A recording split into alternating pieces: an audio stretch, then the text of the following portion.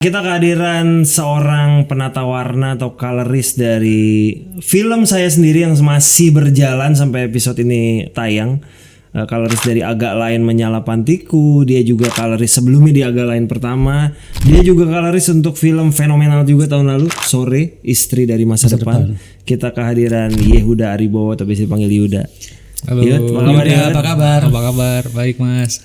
Oke. Udah mungkin ini Dip, mungkin teman-teman juga pengen tahu ya. Iya. Jadi sebenarnya pekerjaan seorang kalaris itu apa sih?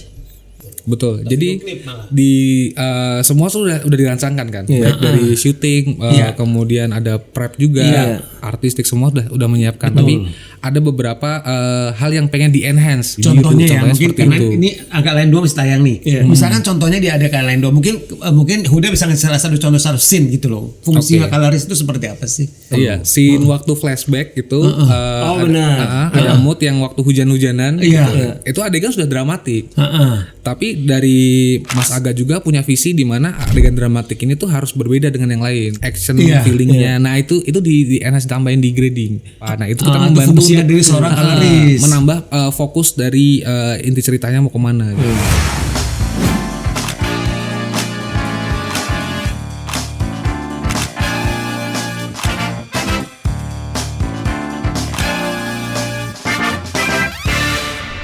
Halo teman-teman, balik lagi di program Di Belakang Layar 2026 dan ini adalah bintang tamu pertama di tahun 2026. Kita kehadiran seorang penata warna atau colorist dari film saya sendiri yang masih berjalan sampai episode ini tayang. Colorist dari Agak Lain Menyala Pantiku. Dia juga colorist sebelumnya di Agak Lain Pertama. Dia juga colorist untuk film fenomenal juga tahun lalu, Sore, Istri dari Masa Depan. Kita kehadiran Yehuda Aribowo atau biasa dipanggil Yuda. Halo. Yud, Apa kabar? Apa kabar? Baik mas. Yuda tuh kalau lihat di orang kan pasti kalau lihat track recordnya buka IMDb gitu ya. Saking banyaknya berhalaman-halaman. Berapa? 126 film kalau nggak Lebih, salah kan? lebih dari 130 film yang udah dipegang. Enggak, ini film dan series lah ya. Film dan series, dan video klip. Luar biasa. Oh, dan video klip. Ada juga. Luar biasa loh Yuda. Lu tuh kuliah di UKSW Salatiga, Jawa Tengah. Betul, di Universitas Kristen Satya Wacana. Desain komunikasi. Desain Itunya komunikasi apa? Desain komunikasi itu ininya apa sih? Penjurusannya. Iya, dia penjurusannya masuknya ke multimedia. Kenapa waktu itu ngambil itu? Udah. Nah, jadi waktu pemilihan mau kampus di mana, jadi sempat orang tua kayak kita kan pasti kepikirannya kan ke negeri gitu kan, ke kuliah film gitu. Habis itu wah jangan nanti masa depannya gimana gitu-gitu lah. Biasa pasti punya kekhawatiran orang tua kan. Oke deh, gue pilih yang paling deket sama rumah nih. Gue pilih yang paling dekat tapi jurusan gue yang milih. Berniat seperti itu sama orang tuanya. Daripada jauh, yang paling dekat tapi jurusan gue milih di kafe, desain komunikasi visual. Itu boleh. Cuman jangan diganggu kalau gue kuliah. Jadi jangan disuruh pulang gitu. Orang tua tuh di mana emang? Orang tua di apa namanya di Salatiga juga kan? Tapi ada yang di Ungaran juga. Jadi posisinya gue Salatiga tetap masih kos masuknya gitu. Oke. Jadi biar nggak nih pulang nih ada cara keluarga ini apa nggak gue harus fokus kuliah gitu. Tapi sebenarnya dari kecil udah suka sama film. Yud. Nah gue mulai SMP kayaknya. SMP tuh udah megang kamera sih gue. Udah megang kamera gitu kan. Awal mula dari gereja. Nah dari gereja dapat kepercayaan buat megang kamera. After itu kok kayaknya menarik dunianya. Ngedit nggak atau videografer aja dulu? Sebelumnya videografer aja. Terus habis itu ada ruangan bilik gitu kan. Kalau di gereja itu ada bilik tertutup. Ini apa? Gue masuk. Oh ini ada ruang editing. Oh habis dari ambil diedit nih. Nah gue ngeliat editing terus akhirnya menarik ya. Zaman itu langsung coba. Mungkin zaman itu tuh ngedit slideshow foto kali ya. Zaman yang masih foto-foto bergerak gitu ya. Terus video masih di capture dan sebagainya. Terus abis di capture kita edit. Ini menarik nih. Nah dari situ sih mulai ketertarikannya mulai ada editing. Kemudian editing lari ke SMA juga udah mulai wah nih kayaknya ngedit nih. Ikutlah film pendek. Zaman itu ada festival film Solo. Itu lu yang direct atau lu cuma jadi gua kameramen sama ngedit. Nah itu jadi kayak perannya ini sama teman-teman SMA itu berarti. Sama teman-teman SMA. Itu awal mula kita masuk festival. Tapi sempat bilang ke orang tua gue pengen kuliahnya film deh gitu. Pengen, cuman tetap nggak boleh. Kayak zaman SMA, gue mau masuk SMK. Oh, bukan SMK. SMK dulu, karena ini lebih fokus kan langsung ke bagian multimedia. Orang tua pengennya lu masuk apa? Udah.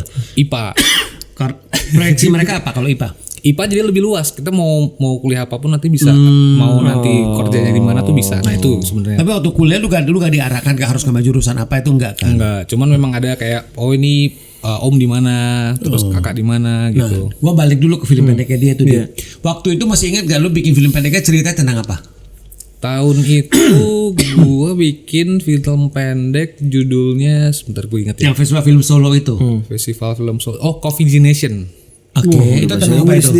Jadi waktu itu kita bikin apa namanya? Sebenarnya waktu itu Good Day bikin acara kayak ini bikin kompetisi film pendek gitu kan. Kita mau bikin apa nih? Udah kita bikin aja gimana? Kita bikin gimana kalau tiap hari Minggu kita minum kopi terus kita bayangin habis ini kita mau ngapain hari Minggu. Nah, dia bayangin, oke, habis itu nanti selesai oke, gue lakuin nih yang gue bayangin. Gue lakuin terus kok gagal ya? Terus dia minum kopi lagi. Dia bayangin lagi. Gimana kalau gini ganti-ganti. Jadi nanti endingnya ternyata apa yang dia rencanain semua gagal. Dan ternyata di ending dia mimpi. Nggak ada di YouTube itu. Nggak ada. Menang nggak filmnya? Masuk 4 besar di Gayaman Award. Oke, 4 besar. Iya, tahun itu yang menang anak didiknya Mas BW Purbanegara.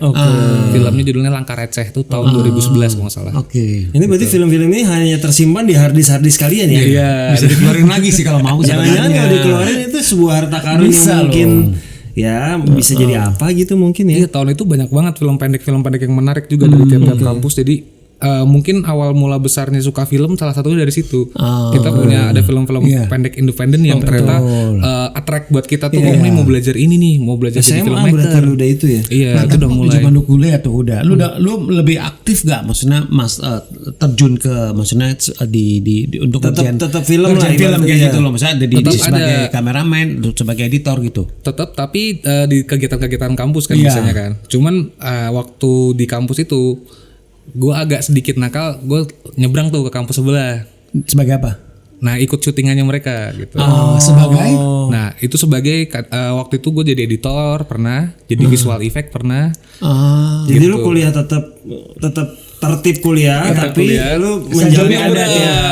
Jadi kayak misalkan nih teman-teman mau syuting nih, ada praktika di sini. Mereka tahu tapi kan lu emang bisa atau lu memang menyodorkan diri kayak gitu. Gue akhirnya menyodorkan diri nih, gue pengen dong ikut di circle ini gitu. Nah, itu awal mulanya dari situ. Yang mau gue nanya itu, lu tuh semuanya autodidak atau lu punya mentor pada waktu itu yang bantuin lo? Yang istilahnya memberikan lu masukan atau input lah kayak gitu. Orang kan kalau suka musik les musik gitu ya. Lu ada olahraga les olahraga.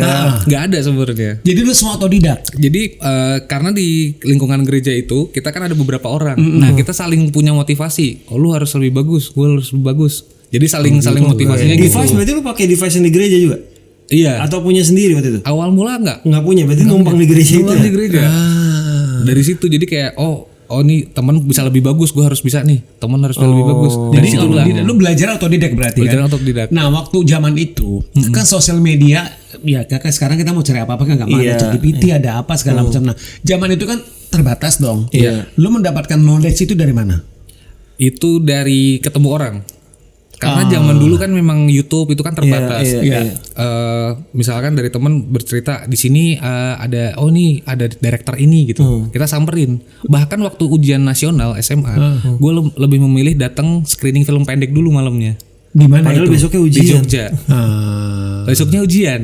Itu saya ingat banget tuh. Kita berdua, kita anak SMA. Determinasinya lumayan oke ya, Dip. Kita terus ditelepon teman. Ini ada pemutaran screening film pendek. Ada 4 sutradara di sini dan ini. Wah, gimana nih ujian nasional tapi harus berangkat. Udah kita nekat malam berangkat, pagi subuh kita pulang. Orang tua lu lihat dia tahu nggak itu? Nah, itulah kenapa saya ngekos. Lu dari SMA udah ngekos? Iya, dari SMA udah ngekos. Gitu. Jadi itu alasannya supaya gue bisa fokus juga dengan apa yang gue pengen raih juga. Gue pengennya yang penting sekolah selesai dengan baik, kuliah selesai dengan baik kayak gitu aja. Ujian nasionalnya juga hasilnya aman aja kan? Aman. Berarti udah gitu aja dengan kata lain, encer otaknya. Akhirnya berarti lo selesaikan lah kuliah lo itu. Nah iya, kuliah selesai pun itu alasannya karena itu sama, saya harus nyelesain tanggung jawab saya sama orang tua. Walaupun di tengah kuliah itu, karena saya pernah magang di Jakarta kan, sebelumnya magang di agensi iklan kan. Itu waktu kuliah? Waktu kuliah, gue mikir bagaimana caranya masuk ke Jakarta. Gue jalan masuk ke sebuah PH iklan, namanya Growing Up. Growing Up film punyanya Pak Yonpet. Kemudian di situ belajar sebagai asisten produser. Berapa lama lu magang? 3 bulan. Pas libur lah itu ya. Ya, disitulah gue magang, gue belajar di situ. Oh ternyata produser kayak gini ya, masuk ke pos terus nih habis ini ada pos nih, pos ini. Nah dari situlah gue belajar jadi dunia pos produksi di Jakarta tuh jadi apa? Udah itu ya kamu kan itu fast learner loh. Kesimpulannya gue ya kalau dengan dari dia gitu, ya lo, dia fast learner loh. Oke, berarti beres magang kembalilah lu ke Salatiga. Kembali ke Salatiga. Dan disitulah gue mikir ini nggak bisa kalau gue kelamaan di Salatiga, gue harus cepat lulus. Oh, berarti lu udah lu pindah ke Jakarta. Karena lu udah ngerasain 3 bulan ternyata enak di Jakarta ya. Iya, awal mula malah justru bukan ke Jakarta dulu. Gue pengen cepet lulus, gue pengen bantuin teman-teman gue di Jogja. Lu ke Jogja dulu. Gue pikirannya pokoknya gue lulus, gue standby di Jogja. Nanti teman-teman mau ngerjain tugas akhirnya apa, gue bantuin deh. Lu kuliah lu kabut berapa tahun? 3,5. Oke. Encer otaknya gitu sudah ini. Itu bahkan sambil ngedit lagi tuh. Iya. Sajop tuh. Akhirnya lulus lah lu 3,5 tahun. Iya, langsung ke Jakarta atau gimana itu? Gue ke JAF dulu.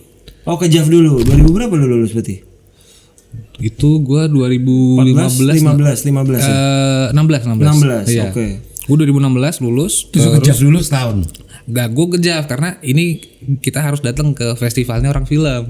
Oke. Pikiran gue waktu itu di situ tuh kalau nggak salah JAF 11 kalau nggak salah. JAF 11 gue datang, gue coba lah akhirnya gue melihat teman-teman, oh ini Mas BW, ini siapa nih, gue ngobrol terus ternyata tiba-tiba di momen itu ada teman gue duluan yang lebih ke Jakarta duluan tuh Kamil, partner gue sekarang. Iya, partner sekarang. Nah, Kamil itu duluan ke Jakarta, dia magang sama Kang Kesa. Oke. Iya, dan itu udah lebih lama. Iya. Kemudian begitu di JAF dia kelihatan kan, oh ini rame gini, oh semuanya kenal Kamil ya, Kamil udah karena duluan, karena lebih duluan kan, oke gitu. Tiba-tiba Kamil ngasih tahu, Yud ini ada yang nawarin mau jadi colorist. Hah, siapa? Ini Super 8. Hah, Super 8 nyawarin colorist beneran ini? Iya. Nawarin ke gua kenapa? Ya nggak apa-apa coba dulu, nggak bisa gua gitu awalnya. Itu lu belum pernah pada saat itu belum pernah tahu colorist seperti apa? Gua tuh udah grading waktu selama sebelum lulus dan sebagainya itu. Tapi jatuhnya gini, karena gue jalannya editing, tapi ketika editing gue nggak bisa ngelihat gambar nggak konti. Oke. Terus satu gue nggak bisa ngeliat nggak konti, terus gue pengen gatel, pengen ngewarnain. Itu yang kayak wah ini nggak bisa nih. Nah jadinya timeline editing gue mundur. Karena sambil semuanya lu kerjain. Jadi kayak gue nyari moodnya malah one stop service emang. Sebenarnya udah lu sebenarnya secara secara waktu SMA mahasiswa itu udah mulai belajar tuh. Iya, udah mulai ngulik kan. Udah mulai ngulik, udah mulai software yang ada tuh udah coba-coba. Walaupun pakai software editing belum pakai software grading. Udah ngulik-ngulik dulu nih, coba pakai ini, pakai Premiere dan sebagainya. Gue coba-coba. Nah, Kamil ngelihat itu. Oh ini anak memang sebenarnya mungkin bukan di editing, tapi di grading. Iya.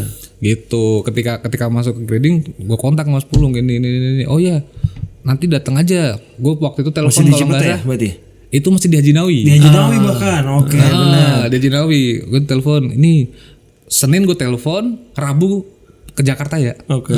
Langsung gue berangkat, nggak mikir gue. Udah berangkat aja gitu. Akhirnya di situ lah baru tahun belajar. Berarti itu ya. Iya, itu bulan kalau nggak salah bulan Desember. Iya.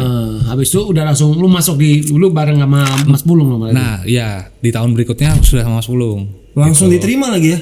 Pakai ada tes nggak sih kalau maksudnya gini, kalau kita kan semua interview karena kan interview aja, tapi kalau colorist itu kan nggak bisa cuma interview dong. Iya. Harus ada yang lu kerjain lah ibaratnya gitu. Dan jadi 3 minggu itu kita magang. Kita magang, ternyata ada beberapa orang juga kandidat juga kan, kandidat gini terus yang ada pikirannya wah gue dari daerah universitasnya juga nggak ada yang tahu gitu kan. Kampus mana gini, wah nggak tahu mas, nggak tahu kan. Itu kadang jadi beban juga buat kita kan. Wah nggak ada yang tahu ini, terus gue gimana ya, keterima nggak ya gitu. Akhirnya ternyata dari situ Mas Pulung suka bahwa dia suka orang yang memang benar-benar belajar. Itu yang kita sukanya, maksudnya dia mau kamu bisa apa enggak, yang penting lu mau dulu, lu usaha. Berapa orang waktu itu kandidatnya selain lu total? Ada 3 Yang terima 1. Nah ternyata di ending awalnya udah minder tuh kan, di ending yang terima 1. Lu kan Lu yang diambil. Berarti lu mulai Januari lah ya. Januari 2017 berarti ya? 2017. Cuman waktu proses itu Mas Pulung udah ngasih kesempatan buat grading video klip tuh ada 4, sama film tuh mungkin sekitar 3 reel. Jadi selama 3 minggu. Oke. Video klip siapa yang lu inget? Musisi. Ada punyanya Mas Candi Sulaiman itu T5 judulnya. Iya, Bennett T5. Bennett T5 itu hitam putih. Nah itu dari situ awal mulanya. Oke. Udah mungkin ini Dip, mungkin teman-teman juga pengen tahu ya. Iya. Jadi sebenarnya pekerjaan seorang kalaris itu apa sih? Maksudnya disampaikan dengan bahasa yang teman-teman yang nonton bisa langsung paham. Oh kayak gini ya. Karena kalau orang awam kan lihat ibaratnya lihat offline, kenapa ini kan udah warna merah, ini warna biru, ini warna hijau, warna kuning, apa yang salah kenapa gitu masih kan? perlu ada coloris di sebuah film atau series kayak gitu loh. Betul. Atau Jadi video klip malah. di semua tuh udah dirancangkan kan. Baik dari syuting, kemudian ada prep juga, artistik semua udah menyiapkan. Tapi ada beberapa hal yang pengen di enhance, ditambahkan dari setiap elemen yang ada di dalam itu kan. Contohnya misalkan di scene kita udah bikin katakanlah dengan set artistik yang udah warm semua, coklat, kemudian di situ pengen ternyata story-nya kita ngomongin tentang kesedihan, apa yang kita harus bangun di situ, apa yang kita bisa tambahin. Itu mungkin bisa dengan exposure akan lebih turun, kemudian warnanya akan lebih biru. Contohnya mungkin seperti karena itu. ini agak lain dua mesti tayang nih. Misalkan contohnya dia ada kayak lain dua, mungkin Huda bisa ngasih salah satu contoh scene gitu loh. Fungsi kalaris itu seperti apa sih? Oke, jadi ada satu scene, ini nggak apa-apa. Bebas dong, udah bebas. Sudah tayang mah udah lah. Udah. Maksud gue biar teman-teman lebih mudah, lebih cepat nangkepnya gitu, lebih paham kayak gitu. Iya, scene waktu flashback gitu. Benar. Ada mood yang waktu hujan-hujanan. Itu adegan sudah dramatik. Tapi dari Mas Aga juga punya visi di mana adegan dramatik ini tuh harus berbeda dengan yang lain. Scene Koachim berarti ya. Scene Koachim itu waktu adegan itu dia lebih agak ke greenish, kemudian lebih action feelingnya. Nah itu di enhance tambahin di grading. Gitu. Memang di lapangan sudah dibangun gitu. Tapi ada penekanan, kemudian mukanya pengen akan lebih terang apa. Nah itu kita membantu untuk dari seorang kalaris, menambah fokus dari inti ceritanya mau kemana gitu. Karena kadang perubahan warna tuh membuat mood dan semuanya berubah. Ceritanya juga jadi berubah. Jadi gini, ini juga buat gue juga belajar. Seorang kalaris itu di sebuah produksi film, dia mulai kerja itu kapan? Mulai dilibatkan. Sebenarnya kalau dibilang kerjanya mulai kapan ya setelah syuting selesai. Tapi gue mencoba melibatkan sebelum dimulai. Jadi tahu bahwa visi misinya sutradara sebelum apa. dimulai itu maksudnya di sebelum syuting bahkan pre-pro udah ikut meeting. Kalau itu contoh agak lain gitu. Yuda udah ikutan dari sebelum syuting dimulai. Yuda udah tahu visi misi sutradara apa, visi misi DOP apa. Karena tektokannya kan bertiga nih. Coloris, DOP, sutradara bertiga. Walaupun nanti ujung-ujungnya produser akan ikut serta, tapi kan tiga dulu gitu. Jadi kalaris itu mulai bekerja itu di saat post pro kan? Iya, betul. Kalau kita bicara tahapannya itu, jadi kerjanya itu simultan. Jadi begitu film selesai syuting, kalaris akan bekerja, editor akan bekerja gitu. Sebenarnya kerjaan awal sebenarnya mau nggak mau offline dulu. Editor offline akan bekerja. Kalaris menunggu dari situ sebenarnya. Karena kalau semua udah diwarnain ternyata gambar editannya nggak dipakai, percuma juga. Berarti selama post pro itu, kalaris itu dia akan banyak berinteraksi dengan editor ya, sama sutradara, sama DOP. Jadi teman-teman sekalian nih, kalau kalaris kalau di post pro akan banyak berinteraksi dengan DOP. Jadi pertama tuh tektokannya biasanya kan kita setelah film selesai diedit sama editor offline pick lock. Nah itu paralel tuh. Grading bekerja, musik bekerja, sound bekerja, mereka paralel. Seorang kalaris duduk berdampingan sama DOP dulu. Selalu seperti itu ya. Nanti selalu baru sutradara akan masuk. Dengan dikapteni sama post production manager biasanya atau post producer. Nah, idealnya Huda, seorang kalaris itu waktu untuk bekerja itu berapa lama sih dalam itu? Karena di saat post pro itu. Untuk grading sebenarnya umumnya itu di 1,5 bulan sebenarnya. Idealnya. Tapi kadang memang ada kebutuhan yang memang ternyata tanggal tayang sudah ada. Nah kita harus. Lu agak lain berapa lama? Agak lain 2 itu 3 minggu nggak salah. Iya. Nggak nyampe sebulan sih itu. Karena memang kita melihat bahwa concernnya di sini sudah ada tanggal tayang, kita harus cari strateginya gimana caranya nih dalam 3 minggu kita bisa final gitu. Karena buru nggak juga, tapi ya ngepas aja lah sama gitu. ngepas Betul. lah. Tapi lu pernah nggak ada dikasih deadline itu yang singkat banget untuk grading? Pernah Berapa ada juga. lama? Itu seminggu. Beres Film nanti. itu, film. Feature. Jadi itu. Jadi Apa itunya? Maksudnya dengan seminggu itu lu ngerasa ini gak sih? Ngerasa nggak bisa fulfill semuanya atau kayak gimana? Atau jadi semua proses kreatifnya gue harus tarik semua di depan. Oke. Jadi gue harus kayak gitu ya. Gue harus ngobrol banget sama DOP-nya. Di sini nih seperti apa nih apa. Terus kalau kejadian seperti ini harus gimana gitu. Jadi apapun yang terjadi nanti dengan waktu seminggu ini kita minta jangan diganggu gugat. Tapi semua harus kita selesai dari depan gitu. After itu kita tinggal jalan. Dan mungkin duduk barengnya jadi biasanya kan ada sama DOP sutradara, terakhir sama produser, bisa jadi diamprokin sekali jadi satu dalam 1 hari. Tapi kalau grading gitu ya, biasanya masih udah selesai nih. Masih ada kemungkinan untuk direvisi lagi nggak sih?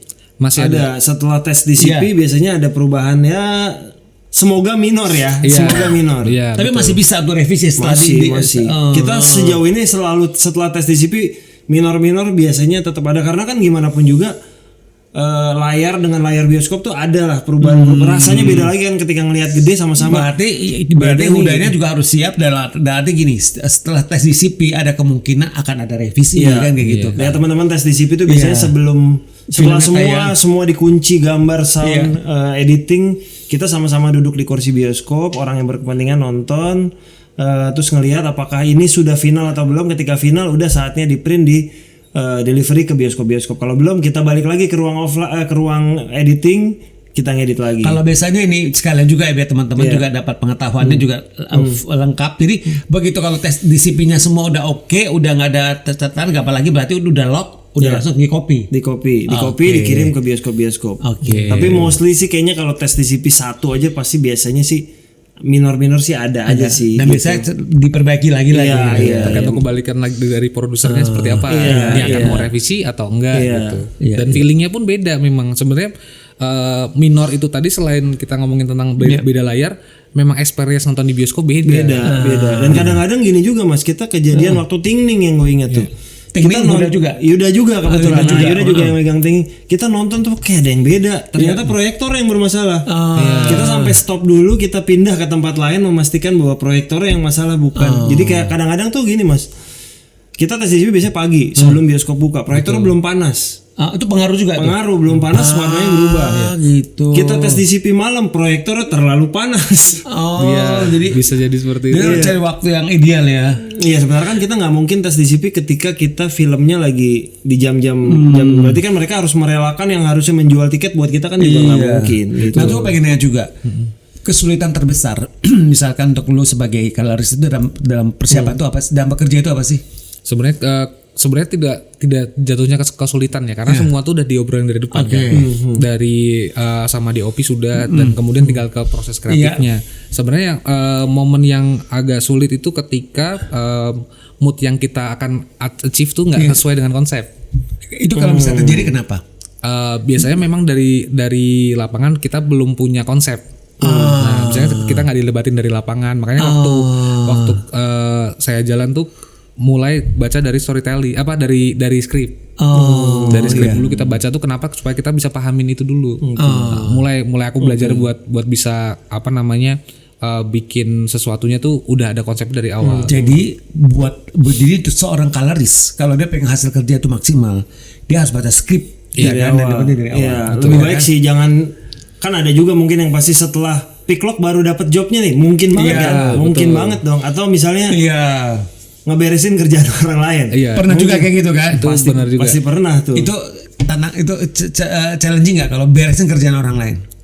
Challenging karena sudah ada patokan sebelumnya. Iya, nah terus gimana? Kita mau bikin apa? Patokan yang mana yang lanjut atau baru gitu kan? Lanjut atau baru, dan yang ketiga ada lagi timelinenya mepet. Iya pasti. Karena kalau kita harus ini berarti kita harus bikin konsep baru. Oke, berarti kita harus bedah lagi, nonton dulu. Karena kalau dianggap ibaratnya kok jadi gini gambarnya, yang disalahin bisa jadi Yuda juga. Iya, benar. Sekarang pun kalaupun mau ngerjain, saya nonton dulu. Nonton dulu semua supaya ini ternyata moodnya kayak gini, ini scene ini seperti ini, flashbacknya di mana, jadi bisa tahu kebaca semua tuh. Menarik Gitu. ya. Yuda kan juga termasuk yang grading untuk jatuh cinta seperti di film-film. Itu kebetulan 80%, 90% bahkan hitam putih. Iya. Gimana waktu lo dapet job itu perdana lo hitam putih apa sebelumnya pernah Yud? Kalau film panjang perdana itu. Oke. Nah, Yuda, jadi menurut lo lebih challengingnya itu ya lebih susah ngegrading hitam putih atau warna? Sebenarnya jatuhnya ke hitam putih. Karena teorinya banyak. Hitam putih udah ada teori sebelumnya di fotografi kan. Itu yang jadi patokan kita untuk ini kita harus bikin kayak gimana ya. Ya, makanya waktu diskusi pun dengan Mas Dimas Bagus, kemudian sama Mas Yandi, karakter apa yang mau kita kejar tuh udah dibahas dari sebelumnya. Kameranya mau apa, kemudian moodnya mau seperti apa, looksnya mau kayak film apa. Terus kita pun sampai ke ngobrolin emulsinya tuh mau kayak gimana, mau kayak Ilford 400, mau kayak Kodak Trimax, kita pakai analogi analog. Nah itu untuk menciptakan kontrasnya juga sama moodnya kayak gimana. Nah itu dari godok dari depan. Ini terus kita kasih ini preview, oke ini aman, baru kita jalan ke grading. Gitu. Makanya selalu ada test cam kan. Test cam dulu kita coba dengan baju sekian, warnanya beda. Karena beda kan masih hitam putih, orang pakai baju hitam, baju biru, baju sama aja hitam putih tapi sebenarnya rasanya beda kan. Biru dan hijau Tosca pun tuh kalau dijajarin di hitam putih itu bisa ada bedanya value-nya. Berapa lama tuh waktu lu grading Jesedev? Jesedev itu sekitar sebulan ada. Iya, sebulanan kurang lebih lah ya. Sebulan. Tapi memang dari prepsnya itu ya itu yang lama tuh gitu. Ini menentukan apa kontrasnya seberapa itu yang lama sebulan. Soalnya Jesedev tuh ketika kita syuting yang di layar Yandi tuh udah hitam putih langsung. Bukan warna terus dirubah hitam putih sama Yuda gitu. Jadi memang ketika jadi offline dikirim ke Yuda pun udah basic hitam putih kan. Iya, lu suka datang gak sih kalau kasih syuting? Datang. Waktu Jesedev itu lootnya pun yang injek di monitor tuh saya yang pasang.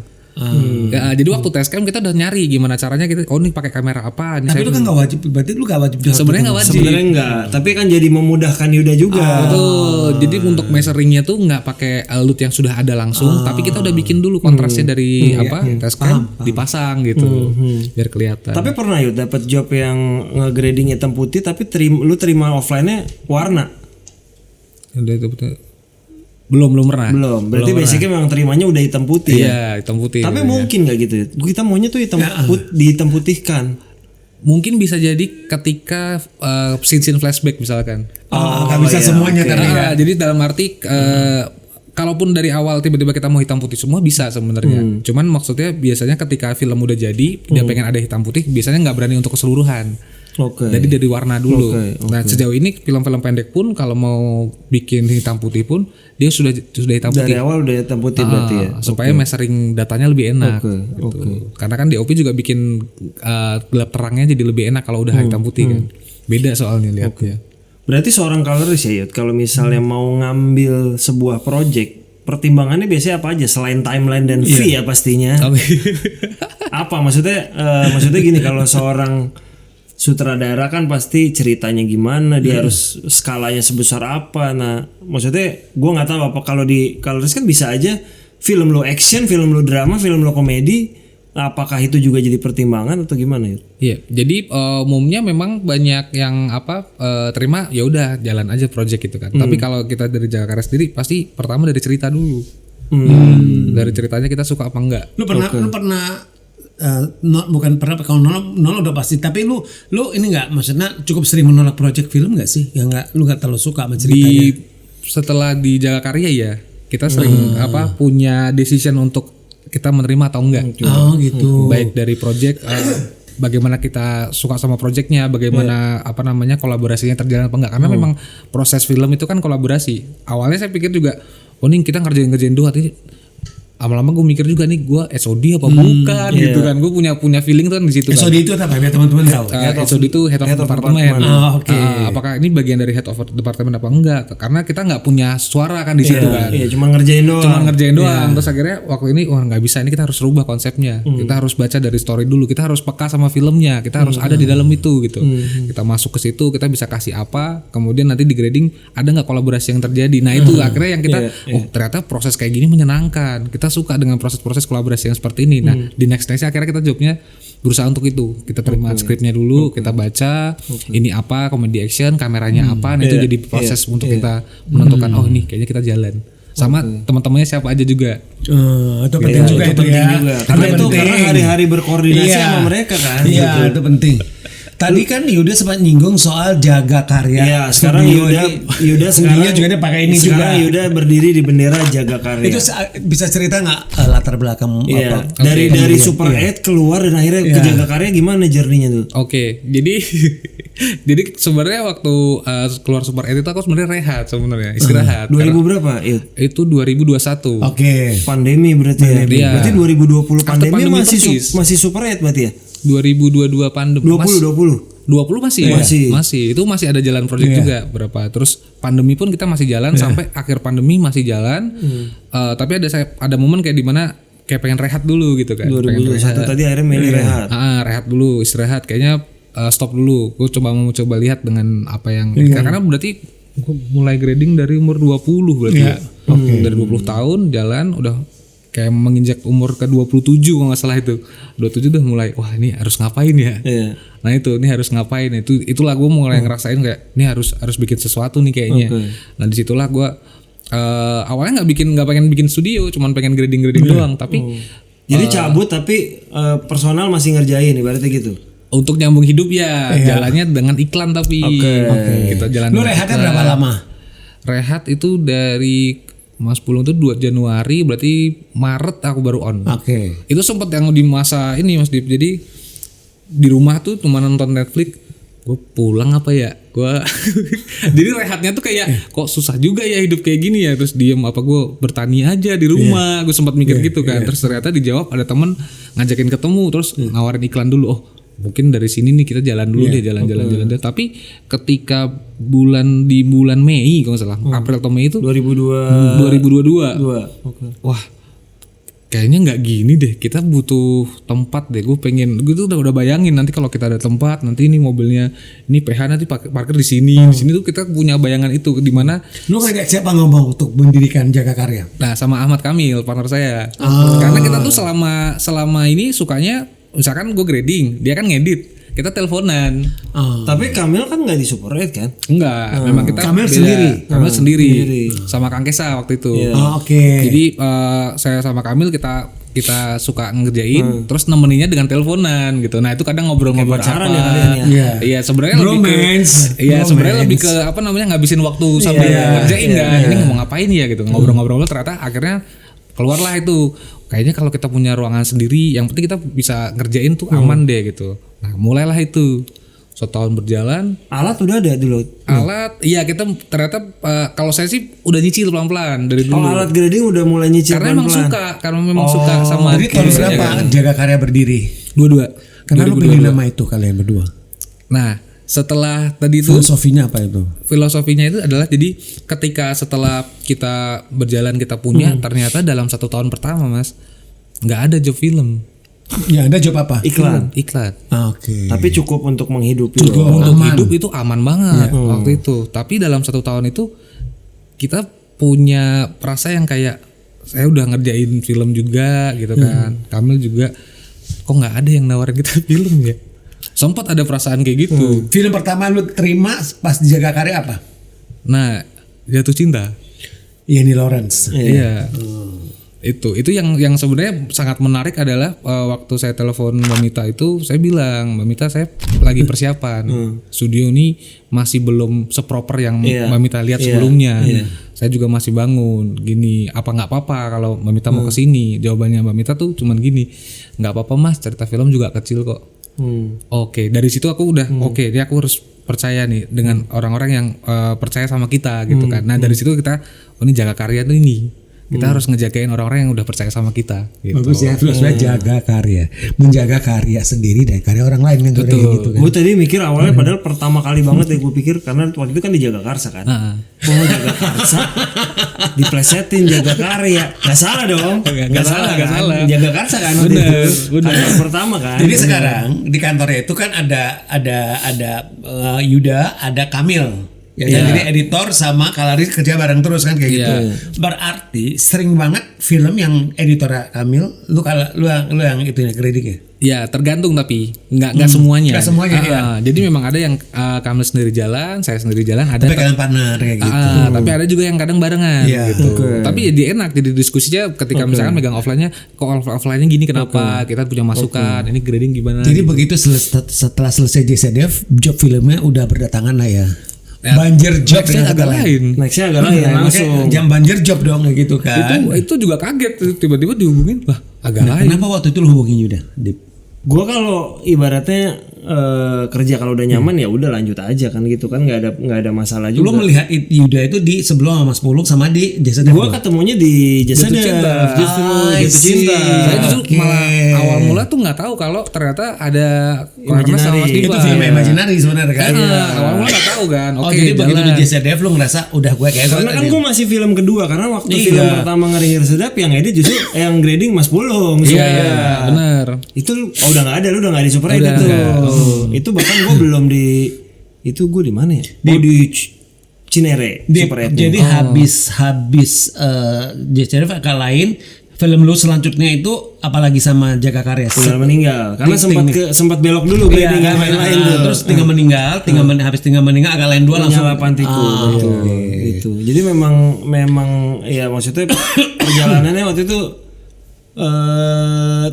dua rumah ya. Jadi yang pertama waktu Jasa Dev masih di rumah kan. Waktu tinggal meninggal udah di rumah baru. Udah di rumah baru ya. Iya. Akhirnya sekarang Jaga Karya bergabung dengan kalian namanya apa sih sama Jaga Kang Karya Kesa? dan Reparasi. Reparasi. Kenapa Reparasi. bisa tiba-tiba bergabung sama Kang Kesa? Jadi kita lokasinya waktu di rumah yang di Jakarta tadi itu dekat dengan Kang Kesa gitu. Oke. Karena kita punya misi yang sama juga untuk kita mau ngadain nextnya mau ngapain gitu kan.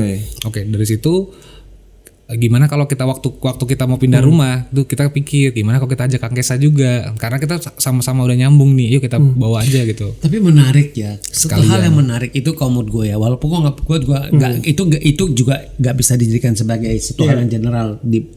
Tapi yang menarik itu kan Kamil dulu kan kerja sama Kang Kesa, ya kan, kemudian dia sendiri yang bikin Jaga Karya, terus sekarang ngajak lagi Kang Kesa, kalian tuh bikin jadi kantornya bareng kan kayak gitu kan. Betul. Itu menarik sih kalau menurut gue. Iya. Tapi Kamilnya sekarang nggak bantuin Kesa kan ya? Enggak dong, mereka sendiri Tetap kan. ada kerjaan yang bisa barengan. Tetap ada yang bisa barengan, tapi Kamil sendiri juga bisa. Kamil juga jalan. Jadi intinya di situ one stop service ya. Iya. Itu maksud gua kolaborasi yang sangat amat menarik sih. Maksudnya biasanya kan kalau lu udah kerja sama ada orang, lu keluar bikin sendiri kan, ya udah. Iya kan, udah selesai aja kan kayak gitu kan, gitu. Karena kan udah jadinya kan, gua nggak bilang jadi kompetitor, tapi kan udah masing-masing. Masing-masing akan cari klien dong. Katanya kayak gitu deep gitu. Karena mungkin lebih kepengen ini jadi hub yang editing offline, grading, VFX berikutnya pasti ya. Moga-moga ya nanti berjalannya ke situ. Abis VFX sound diambil juga jangan. Jadi kaum melihat kan dari kalian kan punya sebuah semangat gitu ya. Memang tuh bikin ekosistem itu jadi sehat aja. Bener kan kayak gitu kan. Betul. Karena kita memang mau bikin ekosistem. Jadi kenapa kita akhirnya bergabung itu karena kita mau bikin sebuah ekosistem, bukan yang memang datang kerja selesai, tapi kita mau ketemu di mana nanti misalkan Kang Kesa jalan. Ini ada siapa sutradara siapa, saya jalan siapa. Akhirnya kita bisa bertemu di situ, bisa ngobrol lagi hal baru, tempat nongkrong lagi gitu. Salah satu yang happy juga dilihat kemarin kan Jav Market berapa 16 ya? 16 post production company bergabung jadi satu. Jadi satu, dan di mana itu jadi melihat bahwa di sini tuh post tuh besar loh. Banyak. Jadi spirit untuk saling mensupport itu kan berasa banget kan kayak gitu loh. Betul. Dapat enggak job dari Jav Market? Belum ada. Tapi nggak perlu Jav Market juga masih dapat lah jobnya. Gak usah. Itu kan amin. Buat branding aja. Yud, kalau orang ini pertanyaan aja ya. Coloris itu nggak boleh buta warna berarti? Nggak boleh. Taunya dari mana tapi orang dia buta warna apa enggak? Misalnya gini deh, lu suka denger nggak sih zaman dulu kalau di sosmed, lu lihat ini warna apa? Warna gold, ini warna silver atau berarti lu lebih kreatif kayak gitu-gitulah. Gitu. Itu kan gue nggak tahu, itu kan bukan cuma mata tapi masuk ke pikiran ya. Betul. Gitu. Tapi biasanya kalau teman-teman yang buta warna dari awal udah tahu kalau dia buta warna. Jadi dia nggak bisa langsung. Maksudnya kalau kita suruh grading pasti dia udah aku buta warna loh gitu. Ataupun yang masuk ke di kafe kan biasanya dikasih tahu. Nah, berarti kan membuat seorang grading colorist itu mata itu kan sangat amat penting. Lu gimana cara menjaga kesehatan mata lu? Nah 5 tahun pertama itu saya normal matanya. Terus sekarang? Normal tuh belum pakai kacamata? Belum. 5 tahun pertama. Sekarang udah mulai -2 kan gitu. Wah ini lumayan nih. Tapi lu rutin lu maintain gak lu ke dokter mata, rutin untuk cek mata apa segala macam? Ini minum obat mata. Harus gitu harus, kan? Iya. Sama kalau memang grading itu kan nggak boleh lebih dari 3 jam sih. Berarti ada keluar. Harus ada keluar. Jadi misalkan kayak lama di dalam sampai kan ada yang sampai 12 jam gitu kan. Nanti matanya adjustment. Kayak apa yang kita lihat dari. Jadi lu maksimal 3 jam. Iya 2 sampai 3 jam itu udah maksimal. Habis lu ngapain? Keluar lihat daun-daun, lihat apa namanya awan. Jadi supaya kita normal lagi ketemu titik putihnya yang mana. Habis itu balik lagi. Habis itu masuk lagi. Kalau kelamaan tuh biasanya nanti kayak kita ngelihat yang tadinya terang jadi redup. Yang tadinya putih jadi magenta. Jadi ada perubahan-perubahan itu. Ini karena asat dia kan di mata. Betul. Dan studio kan gelap ya. Studio gelap. Semua mati, yang nyala cuma layar monitor. Memang lo harus disiplin ya. Iya. Lu biasa grading pagi, siang, malam. Biasanya dari pagi, dari jam 10 sampai dari 10 biasanya sampai jam 8 tuh maksimal. Jadi lu nggak pernah kerja di atas malam itu? Itu biasanya buat QC aja, ngecek aja. Jadi bukan yang ngerjain gitu. Kalau malam dia nggak ada waktu untuk 3 jam itu udah keluar untuk lihat apa? Karena gelap juga kan keluar kan kayak gitu kan. Nggak ada untuk waktu istirahat untuk matanya. Untuk melihat hijau-hijau sama itu. Bener. Iya memang mengistirahatkan mata di saat kayak begitu kan lumayan. Tapi kalau lu ngelihat gini loh, kadang-kadang kan lo kan kalau ngedit di layar komputer lo ya, layar yang udah terkalibrasi semua lah. Pasti kan kita pindahin ke layar TV kan. Kadang klien ataupun produser sutradara ngeliatnya di layar TV. Lo pasti tahu nggak tapi kalau layar ini belum dikalibrasi atau ininya berubah? Bisa. Kalau udah colorist itu pasti udah kerasa ya. Mungkin ya bisa berasa gitu, tapi karena saya tuh juga nyobain beberapa monitor juga sebelumnya. Jadi kayak kayak gini nih karakter monitornya. Even misalkan monitor itu secara looks gambarnya pun ada sedikit ungu atau hijau pun saya tahu ini udah kalibrasi. Tetap berasa gitu. Even kayak Jakarta tuh punya kesempatan kemarin beberapa kali emang nyobain TV terus. Betul, karena gue datang sana ada TV 100 inci itu ya. TV terus gitu TV 100 inci. Ada kemarin kan TV 100 inci. Ada TV 100 inci. Nah disitulah jadi kayak ternyata TV yang better tuh yang mana, ini kelihatan semuanya. Kadang-kadang soalnya terlalu 4K yang kayak kita datang-datang ke toko elektronik itu juga nggak bisa tuh kita nge-preview begitu malah mas. Kan kayaknya kita ngelihat apa sih reptil yang jelas banget kan. Warnanya keluar semua itu nggak bisa. Nah berarti kerja kan di studionya Yuda dong. Berarti kayak lu sama Ernest sama DOP datang ke tempat studio dia dong. Betul. Iya. Dan biasanya sesinya DOP dulu. Sesinya dengan DOP, selesai itu baru ada director dan berapa kali produser. datang? Kayaknya 3 kali udah paling maksimal deh. Udah aman 3 kali udah paling maksimal. Kalaupun 4 kali itu biasanya after tes DCP yang krusial banget. Tapi mostly habis tes DCP aja kita cuma kasih notes, nggak usah nggak datang lagi sih. Udah tahu karena minor lah. Oke. Tapi menurut lu ya beberapa PH ada yang nggak semua, tapi ada yang memilih grading di luar negeri gitu. Apakah memang biasanya di sana alatnya karena lebih canggih atau kenyamanan karena di luar negeri apa gimana menurut lu Yud? Jadi awal mula memang semua grading tuh di luar kan. Betul. Di mana zaman dulu kan ada Hong Kong, Bangkok, India. Iya. Nah itu sampai sekarang pun masih karena memang balik lagi kan mereka yang sudah duluan. Itu masih sering terjadi. Tapi kita pun di Indonesia pun berusaha juga gimana caranya mulai kelihatan kita juga bisa kok gitu. Makanya aku juga banyak ngobrol juga sama pos-pos yang lain juga. Yuk kita memang bisa kok untuk ini dan kita mau nunjukin juga kalau kita tuh sudah siap dan cukup mampu. Sebenarnya secara teknologi nggak kalah ya. Sebenarnya nggak kalah juga gitu. Bisa berjalan dengan baik juga gitu. Tapi memang tinggal membalikan kepercayaannya aja gitu kan pelan-pelan gitu. Tapi mungkin nggak sih orang jadi colorist tuh modalnya laptop doang? Nggak bisa berarti. Mau kalau kecuali apa ya misalnya. Ya buat belajar awal-awal mungkin aja, tapi kalau udah serius colorist sekali ini doang agak susah ya berarti ya. Kalau untuk tekniknya belajar mungkin masih bisa. Maksudnya kan kita belajar kalau untuk serius harus si alat dulu. Harus ada monitor kalibrasi sih. Apa sih nama alatnya Yud? Kalau ini ada nama alatnya panel. Tapi yang paling utama malah monitor. Karena selain kita harus maintenance mata, monitor tuh maintenance kedua. Dan itu kayak Bible-nya kita. Kalau kita udah nggak percaya sama monitor, lu mau ngerjain kayak gimana pun nggak akan bisa percaya. Jadi kayak Misalkan kita ngelihat warnanya apa ini belum kalibrasi bener tuh. Itu mau seharian tuh nggak bisa ngerjain. Kita kepikiran terus, ini bener nggak ya, bener nggak ya, bener nggak ya. Karena itu harus akurat bagi kita sendiri punya mantep, oh ini aman gitu. Karena nggak cuman tentang ke kitanya yang harus aman, tapi kita harus educate ke kliennya, ke produser, ke sutradara dan DOP bahwa ini layar ini bener. Jadi trustnya harus segitunya. Nah baru panel itu matters gitu. Berarti kalau orang mau jadi colorist ngapain dulu biasanya? Gue kayak misalnya ada orang nih gara-gara nonton gue mengidolakan Yehuda Aribowo, pengen dia jadi colorist, dia ngapain dulu ya? Magang apa masalah? Pokoknya awalnya begitu. Nongkrong dulu kayaknya. Maksudnya nongkrong sama teman-teman film juga. Jadi banyak. Sebenarnya kan colorist itu kan salah satu part di mana kita bisa dilibatkan tuh kan ketika kita punya circle-nya juga kan. Dalam arti mau kita tetap belajar di rumah masing-masing bagaimana nanti teman-teman juga buka laptop, belajar toolsnya, tapi lebih lain lagi dengan komunitasnya. Setidaknya kita punya teman yang ini pengen bikin film pendek, boleh nggak aku bantuin ngerjain di situ. Tapi skill the basic sebagai seorang colorist itu apa? Pastinya fotografi.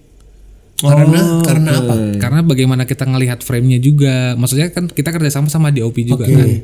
Dan kita nggak bisa berjalan dengan sesuatu yang tidak punya manual booknya kan. Nah disitulah bagaimana kita ngomongin tentang warna. Kemudian selain ngomong fotografi kan ada teori-teori warna juga. Untuk kita tahu turunan warnanya tuh kalau merah campur kuning apa misalnya. Kalau teori warna bisa dipelajarin ya. Betul. Tapi jadi harus tahu basic fotografi itu yang paling penting. Let's say kayak untuk kamera manual book tuh kita harus baca karya Alexa tuh apa, red apa, color space-nya mereka apa, terus angle-angle. Itu kita juga harus tahu karena nanti pasti kita ada ngomongin tentang headroom, looking space, dan itu bahasa-bahasa yang kita harus bisa obrolkan juga kan. Teknis banget tapi memang harus paham kan seperti itu ya. Betul. Jadi harus belajar bahasa itu. Kalau ini perlu nggak? Mostly kan elu Mas Pulu berawal dari editor. Perlu nggak sebenarnya jadi editor dulu? Atau gue nggak mau, gue langsung grading ini, gue mau colorist, gue nggak mau editor dulu. Langsung grading nggak apa-apa, tapi sebenarnya keuntungannya kita yang udah pernah, kayak misalkan saya dulu udah pernah ngedit, terus pernah juga visual effect, jadi bikin kayak green screen gitu. Itu yang membantu nanti ketika di grading untuk hubungannya ke relasi yang lain. Ketika ketemu sama teman-teman CGI, kita mau ekspornya apa, kita udah tahu karena kita juga udah pernah ke situ. Jadi membantu komunikasi kita juga. Ke editor juga kita tahu kita butuh apa, XML atau apa. Nah, jadi justru sebenarnya kalau mau fokus langsung ke grading nggak apa-apa, tapi akan lebih baiknya juga nyobain yang lain. Aku coba ngedit dulu, coba ini untuk memahami bahasa-bahasanya karena yang paling susah kan bahasa teknisnya kan. Nah, itu yang harus kita sambil berjalan tuh bisa gitu. Ya jadi buat teman-teman, tapi garis besarnya tadi sih kayaknya networking, tapi pertemanan ya. Tapi kalau gue episode ini teman-teman dapat banyak insight sih soal pekerjaan sebagai seorang colorist seperti apa sih, dan kalau gue cukup berguna, cukup useful loh ini. Biar orang tahu bahwa kadang-kadang tuh orang kan nggak banyak sih orang tahu bahwa di post production tuh banyak ada editor, ada colorist, ada visual effect, ada sound designer. Orang kadang suka melewatkan bahwa ini ada bagian dari ini yang orang turunutannya cukup panjang. Makanya maksudnya salah satu misi kita bikin podcast belakang layar kan ini juga jadi biar teman-teman juga kan tahu juga bahwa di sebuah produksi film ataupun series itu banyak banget orang-orang yang bekerja di belakang layar terlibat gitu. Dan siapa tahu muncul colorist baru gitu. Jaga Karya juga menerima magang dong, siapa tahu kan lu dulu diawali sebagai anak magang, siapa tahu nanti ada yang mau magang di Jaga Karya. Betul. Kantornya baru lagi. Makanya amin.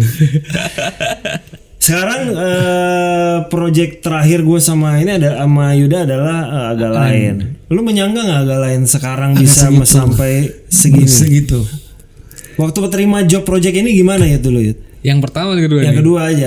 Yang kedua waktu jalan, kita jalan nih gitu kan. Tapi punya beban yang kayak sebenarnya kan Agak Lain 1 ya, dari Agak Lain 1 tuh sebelum Jatuh Cinta kan, dari Hitam Putih. Saya begitu mau megang Agak Lain 1 tuh, wah dari hitam putih ke full color nih. Itu color. Punya beban juga kan. Hijau ungu tuh. Hijau ungu. Terus di situ jatuhnya kayak komedi horor ya, horor komedi kan. Horor komedi ini harus bikin apa? Kemudian ditawarin dengan Menyala Pantiku dengan konsep yang berbeda.